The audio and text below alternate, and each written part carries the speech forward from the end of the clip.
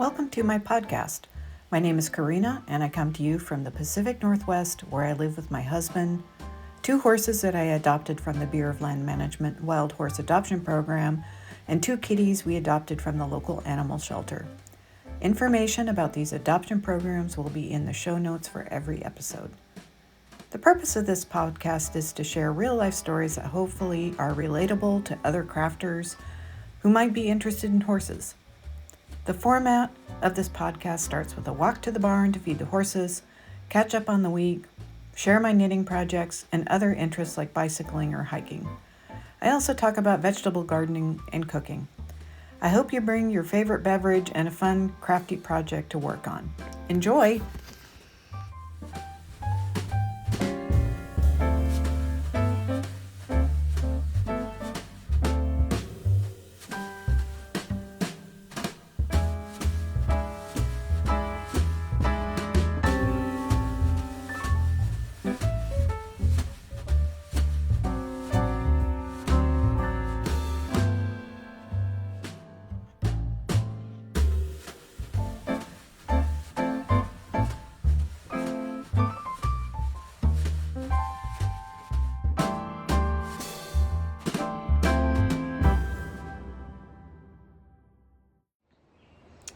Good morning, friends. Welcome to this episode of my podcast. I am recording from my phone again. I'm just finding it easier with this very hectic schedule that I have with the mandated return to office. And I've just added a few things to my schedule. So I'll talk about, and it's horse stuff, so I'll talk about that after the knitting portion. I have made some progress on my works in progress that I'll share. What should we talk about as we walk out to the barn to feed the horses? First, we're in the pump house with the heat lamp on that I'll turn off as I turn on the water to the barn. So today is Friday, April 3rd. It's my day off, thank goodness. It's just a little before 7 a.m., so getting light out. Birds are chirping. Robins, Pacific wrens. Love those.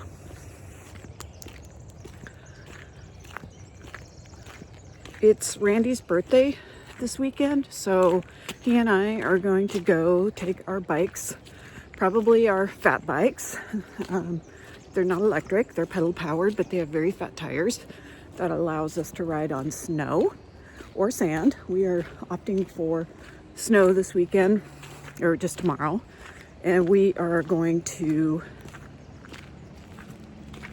go up to the mountains. There's been a lot of snow lately. You might recall that a few weekends ago we attempted to find snow up at Washington Pass, which is the highest pass in Washington. I can't remember, but it was like a beautiful spring day, and I took some pictures of like Ross Lake, and it was just gorgeous. There was snow on the high mountains in the distance, but nothing that was accessible. We had a lovely walk. So we're going to try that again tomorrow, and then go out to dinner. And then on Sunday, we are going to have dinner with his sister and brother-in-law and niece and her boyfriend. So I do have some horsemanship news. Hi, boys. The boys are waiting for breakfast. So I will get, Odin just nickered a little bit. So let me see if I can get them in the shot. There's O. He's over there. He's just hard to see because he's dark. Anyway, I'm going to get to feeding. I'll catch up with you soon. Hey friends, welcome to the knitting portion of my podcast. I'm going to put my glasses on so I can see.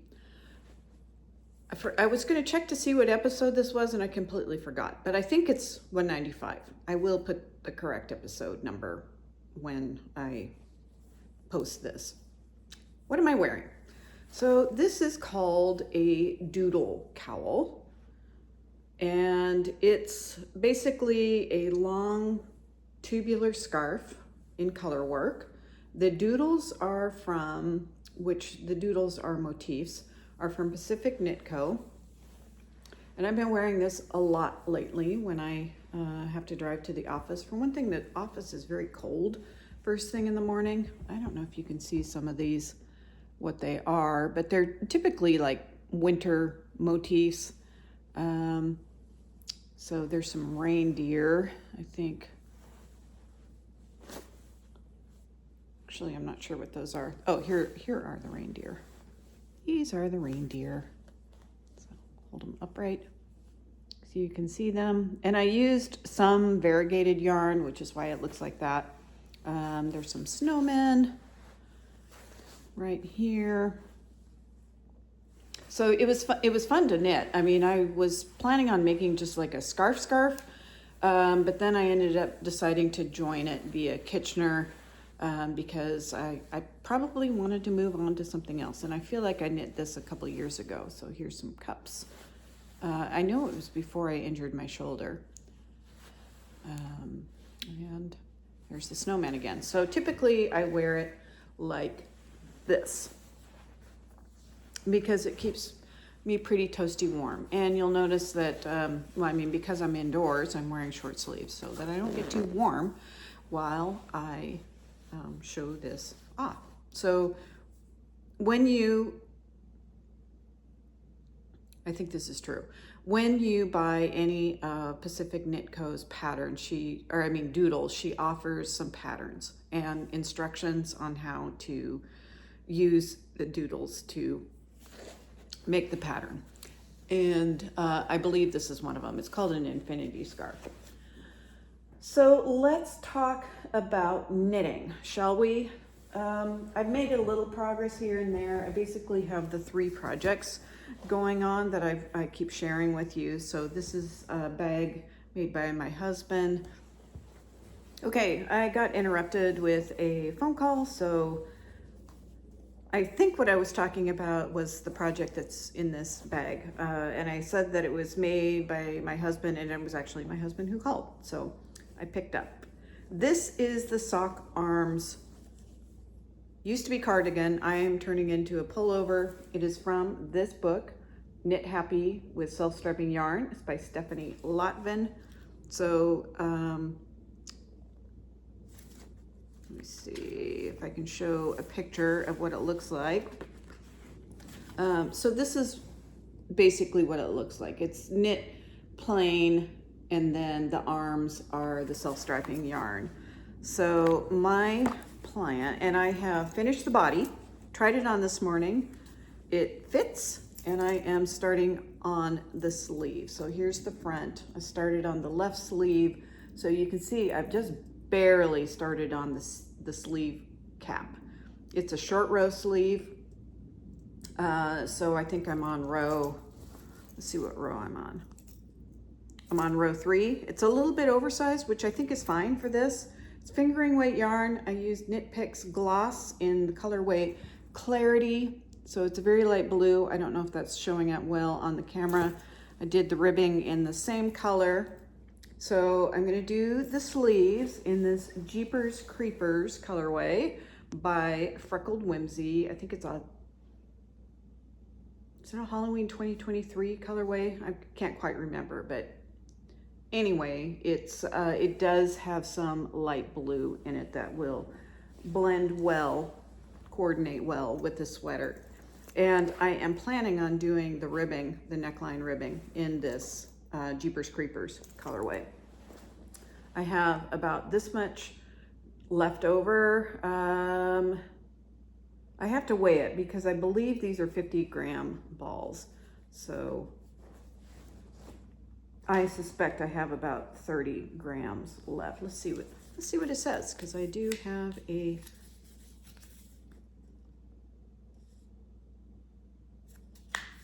label here. Yeah, 50 grams.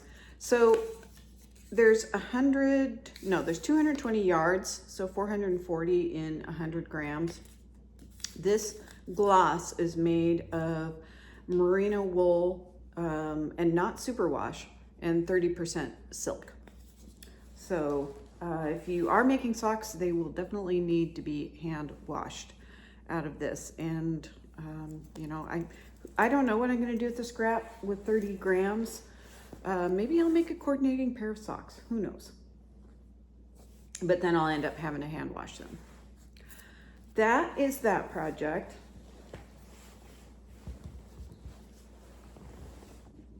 And another project I've continued to work on. I haven't had that much time to knit during the day. I've just been really pretty busy lately, not just work.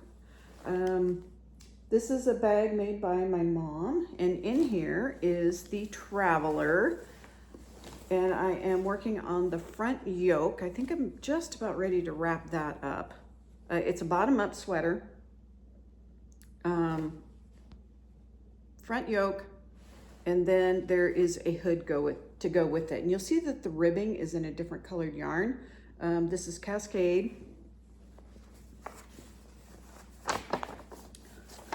I was going to pull out a label. It's a superwash sport weight. I'm a little worried about playing yarn chicken with this color yarn, the main color yarn, and I may end up having to knit the sleeves in the contrast color, and then I don't know if I'll have enough left for the hood. So we'll see how that goes. But it's a pattern by Andrea Mowry, and it's very squishy. It's in this kind of nifty 5-row repeat that it just feels very nice.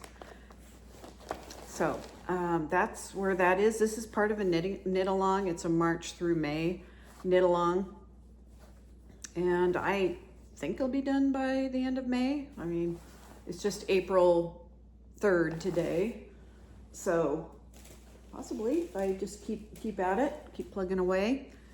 And then the other project I'm working on is in this bag, also made by my mom. This is a quilted bag that she gave me for Christmas, is the Easter basket cowl. So, and I'm on the second color work section. So let me show you a picture of what it looks like. This is what it looks like. This is also Stephanie Lotvin. And I have done, I don't know if you can see it, I have done the tulips. It's kind of hard to, oh yeah, you can see it right there.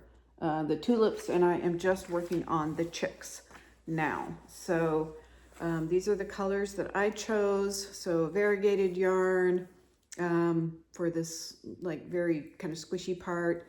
And then I chose blues for the tulips. And then I am just barely started on the chicks. So I'm using this light blue and this yellow. It's going to be hard to see, but the way the cowl folds up, it's not that important. And it's more important that I think the eggs, the carrots, and the bunnies show. So, and I will make sure that my yarns are contrasty enough for that. So, well, it could show. I don't know. I think, so there's a chick. There's enough contrast between these yarns. It was very important to me to be able to make this out of scraps because I am stashing down in a big way. So I don't know why exactly. I mean, I don't like to be too much of a collector. That's just part of my personality. But the other thing is, I just feel like there's a transition in the air for us. So I hope you have something nice to drink. I'm still drinking tea. A lovely jasmine green tea. It's very tasty. So I just feel like, I don't know if you ever get this feeling that there's a big transition for us, and I think it's largely driven by our careers. The company that Randy has worked for nearly 40 years is, I don't know if it's in trouble, but there's definitely some signs of changes, and who knows whether we will be able to weather those changes. The other piece in terms of my career, I've been in public health for 21 years now, and I can retire next year. It's, paying for insurance is going to be a big cost. And of course, retirement income isn't the same as regular income. So, we may have to seriously consider downsizing, which means finding a place to board the horses that's affordable. And that may be our future. I'm not sure. And I say, my career, part of it is probably choice. Like I said, when the new executive was elected to King County, Washington, last fall, he started implementing return to office, even though the previous executive had us mostly working from home, found that there was pretty good cost savings for that, and also employee satisfaction. And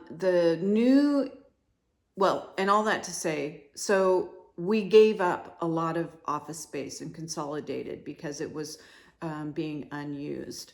But politics being what they are, this executive came in with an agenda that included better government. So we called it the 4Bs: better government, or breaking the cycle of homelessness and addiction, which, I'm very supportive of that.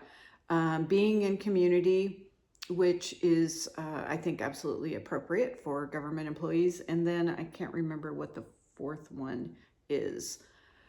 All that to say, part of better governments was included return to office. And there has been a transition period, and it's been difficult because many of us, our initial agreements of employment were working remotely. Some of us live very far away, like me, and commuting is very taxing.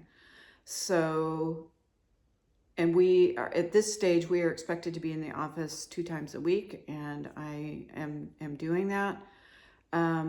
There is an expectation of coming in 3 times a week, and I honestly don't know that I can do that and still maintain a happy outlook on life. So, which means that I will have to seek employment elsewhere. And I'm just not really sure about that. I mean, I think because I have worked for so long, it would be very tempting to retire, but whether or not I can afford it. So, interestingly, I heard a statistic the other day that the cost of returning to office is costing the county between $20 and $30 million, which is amazing. It seems like that money could have been invested in community for a much bigger return on investment. So am I taking a risk of saying this? Yes, I am. Am I willing to take that risk? Yes, because I think it's important to state our beliefs in times of, I don't think we always need to just roll over and go with it. So, and I think there's a lot of people who are being very vocal about this because it doesn't make a lot of sense. My colleagues and I have found that when we have heavy meeting days, because our meetings are still virtual, even internal meetings, because we're spread out, it's just really hard to be in an office environment, especially an open office environment, when you're trying to talk or trying to listen, and our headsets pick up conversation, other conversations and stuff like that. So a lot of us are going to the office when there's not a lot going on, which again doesn't make a lot of sense because there's little interaction. So I think there's an attempt to have more in-person meetings. Finding spaces that will hold all of us, I think, could be challenging. So we'll see. We'll see how this plays out, but I'm just going to say that for now, I think I have a small enough following that it's probably not going to get me into much trouble, except sometimes when we start putting things out into the universe, it starts to happen. So I meant to transition from knitting to life stuff and didn't take that break, but hopefully you noticed that it was life stuff, and if you choose not to continue, that's great. If you're here for the knitting, I appreciate your being here for that. So I'm going to talk about horsemanship now because I have been doing a lot of horsemanship in my spare time, and I think that's another piece of this transition time for me is a direction I'm going. So you're aware that I started taking writing lessons. My writing lesson for this afternoon was canceled because the instructor is not well, which frankly has been kind of a relief because I started taking lessons. Was my first lesson when we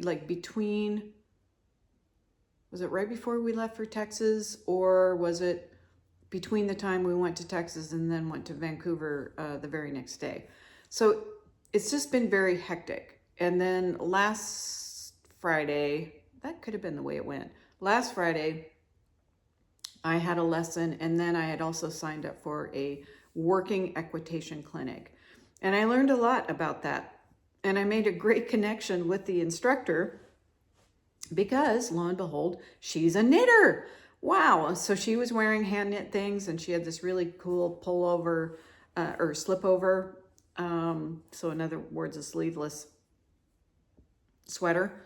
And I started following her on Instagram, and of course I was wearing some of my hand knitted garments, and so that was really fun. And then the horse connection as well. Her daughter, who works at the camp that I ride at, said that she was trying to start a YouTube channel, just thinking about using scraps for knitting horse accessories, such as like little ear bonnets. I don't know if you've seen those, if you've watched any televised events where the horse has looks like a fabric or a fiber, I should say fiber thing over their ears, and it's a little bonnet, and it kind of helps reduce noise and flies, and it's also just kind of fashionable, I guess. Equestrian fashion. So that's pretty cool. Her name is Holly Hager, and I will try to remember to link her Instagram in the show notes. So we'll see how far I get with that today. So Braggy went for a trailer ride last week. He did a little bit better than the previous time. He wasn't quite as sweaty. I mean, and he didn't move. He was very quiet in the trailer. We didn't go very far. So feeling good about that. And then I guess I kind of left the working equitation clinic because I'm doing things in chronological order. So had the lesson with Braggy. I went to my riding lesson and rode the horse that I was going to ride in the working equitation clinic, and then came home, fed horses, and then went back to the camp where we were introduced to this instructor, Holly Hager, and then got to learn a lot about working equitation. And the purpose of it is to have meaningful obstacles. So, and it may not, when you see the obstacle course, you may not think that they're particularly meaningful, but when you are doing working equitation, so in other words, your horse has a job. This is a sport that was developed in Europe to provide a kind of maybe a competition for working horses, so horses that do ranch work or range work. So things like opening gates is really useful, or being able to ride in a particular pattern in a smooth and flexible way. I mean, our bodies feel good when we're kind of bendy rather than when we're maybe kind of stiff like a board. And we're also more balanced, and horses are more balanced like that and more maneuverable. Walking over bridges.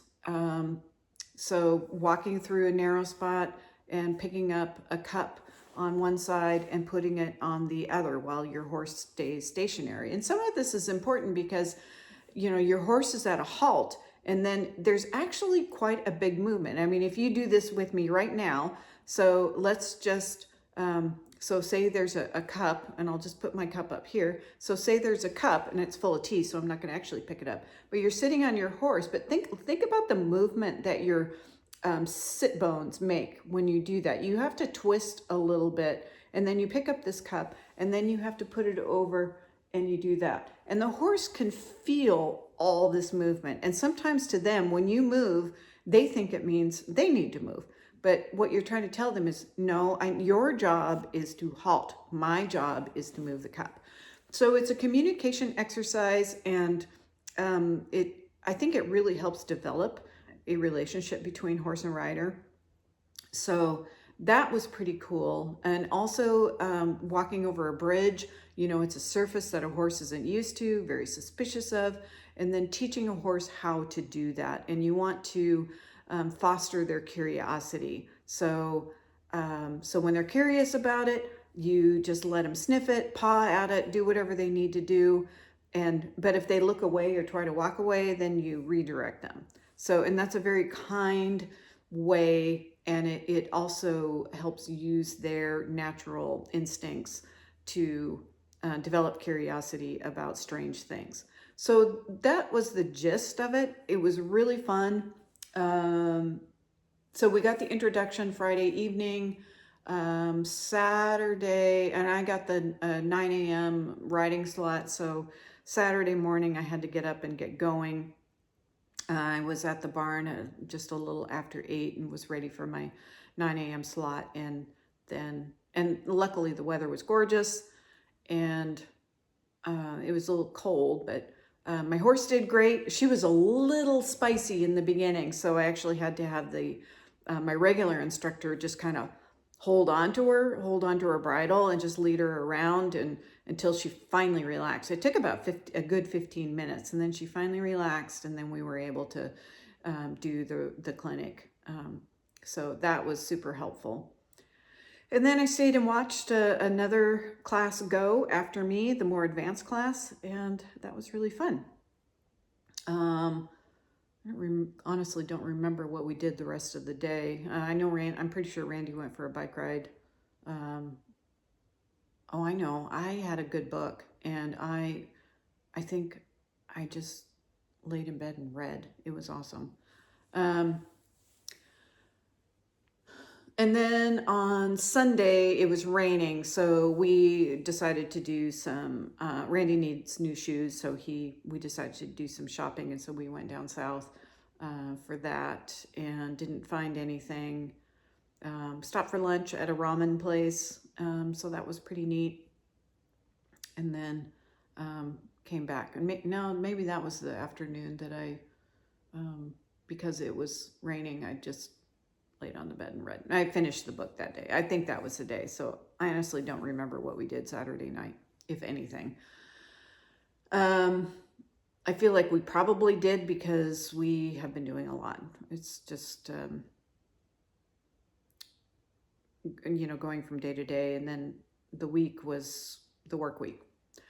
So another thing I started was a horsemanship related. I signed up for the Karen Rolfe Sweet Spot of Biomechanics course, and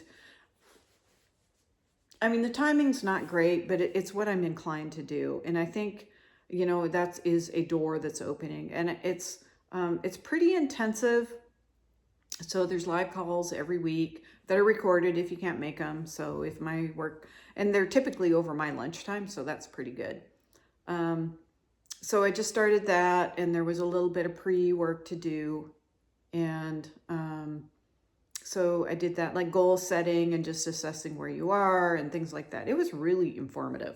It's a 6-month class, and it only opens twice a year. So if that's something you're interested in, check out dressagenaturally.net.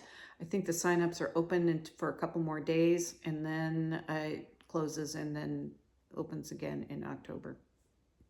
So it's her most expensive course, but I think it'll be worth it. And especially now that I'm employed, continue to be employed, I think it's worth doing that.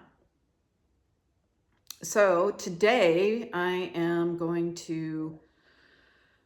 think I'm going to work on my indoor garden. I have a lot of stuff that's just I've neglected and nothing's happening. So I need to sort through that. I need to get some grain out to the barn. I plan on working with O some more on his physical therapy. I've been doing that every day that I've been working from home, taking some lunchtime to do that. I've been continuing to connect with Braggy, and we played an obstacle game the other day, which was really fun for him. And, I enjoyed it too. And then the bike ride that I mentioned tomorrow, celebrate Randy's birthday, and then we're going out to dinner, and that is the week. So I hope you're all doing well and you're getting lots of crafty stuff done. And if you are into horses, I hope that you love on your horses. So take care.